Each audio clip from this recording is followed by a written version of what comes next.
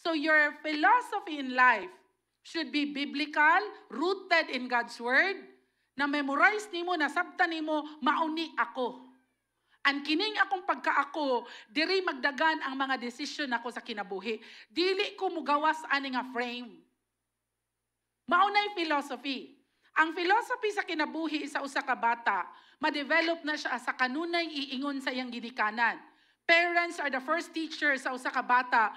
And when you do great as a mother or a father, maka-create kag philosophy sa imong mga anak. And dili sila mugawas anang framework. Ilang core values, ilang belief system, mahimong ligon, bisan unsa pa iingon sa kalibutan, imong anak dili siya mo crush. Ang atong panglantaw manggod, kung pangginoo ni, tanan hapsay. Kung pangginoo ni, walay mo kontra nimo. Kung pangginoo ni, okay tanan. Igsuon pertinang sa yupa. Kay kung sakto pa na, wala gilansang si Jesus sa cross. Sagara sa tuwa atong goal, kana bitang peace. Ano siya ingon ni Jesus? No?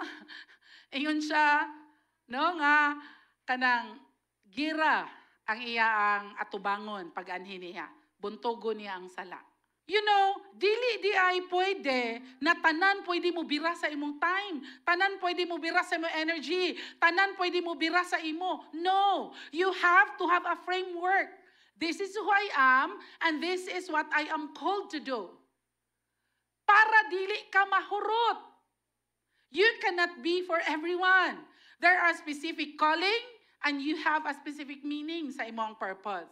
So you have to understand your purpose and your meaning and where you're good at. Imong personal relationships, kinsa ra ang imong kanunay ubanon, kinsa imong core group, mamili yung kaana igsuon, kinsa imong paminawon, kinsa ang grupo nga kabalo ka nga dili ka pasagdan o di ka biyaan. So kung nasabtan nimo nga ako para ko sa Dios, then para ko sa Dios. Dili ko para sa kalibutan. I press on, ingon si Paul, meaning, tanan nga kalisod, tanan nga pressure, at tubangon ako to win the prize. Akong pangutana, unsa kadako imong damgo? Unsa kadako imong tinguha sa imong mga anak? Unsa kadako imong panglantaw sa imong future? Because kung wala kay panglantaw sa future, that's the very reason nga nung mag-crash ka today. That's the very reason nga nung dili nimo kaya ang pressure today. Because wala kay gi-look forward nga prize. You're ignorant or you don't know that there is a prize later on. That when you do something amazing today, you will be building a good name sa imong pamilya and your future will never be the same. But there must be someone who's willing to pay the price.